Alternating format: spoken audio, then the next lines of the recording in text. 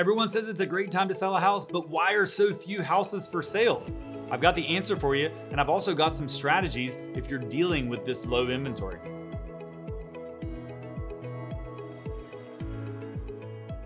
So why are there so few houses for sale? Well, number one doesn't have anything to do with the sellers you're probably thinking about. It has to do with new construction.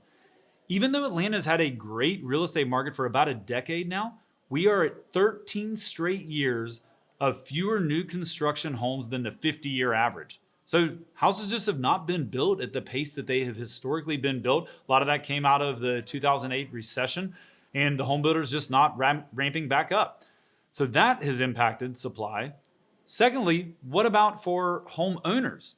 So if there's one thing we know about the pandemic, it made everyone reevaluate what's important in a home. We spend a lot more time in our homes than before. And so for a lot of people, they realized, hey, I have a different need than I have before. And they did one of two things. They either renovated their home to fit, in which case they didn't sell, or secondly, they looked to move. And so we had a lot more demand, which ate up the supply that we already had.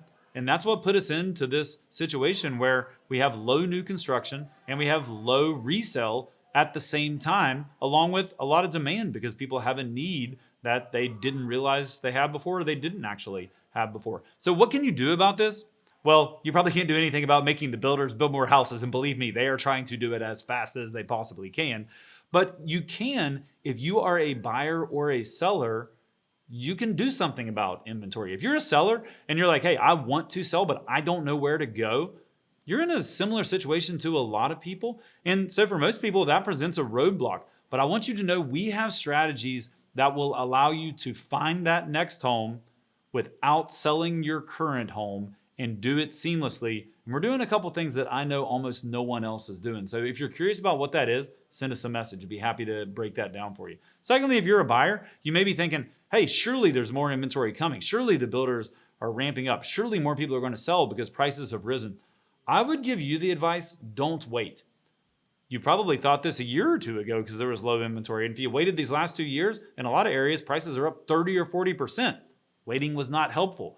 You can't predict what's going to happen in the market, but we do know that right now, inventory is really low, but it is still possible to get a house. You might have to have a little bit of patience, and you definitely have to have great strategies. If you're losing over and over again, you probably don't have the right strategy. So with that said, if you're thinking about waiting until there's more inventory, until the market crashes, man, you may be waiting a long, long time.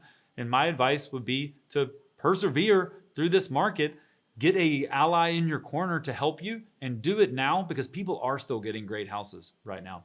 So that's why we have low inventory. There's a couple things you can do. And if you have any additional questions about the market or about how you can win in it, send us a message.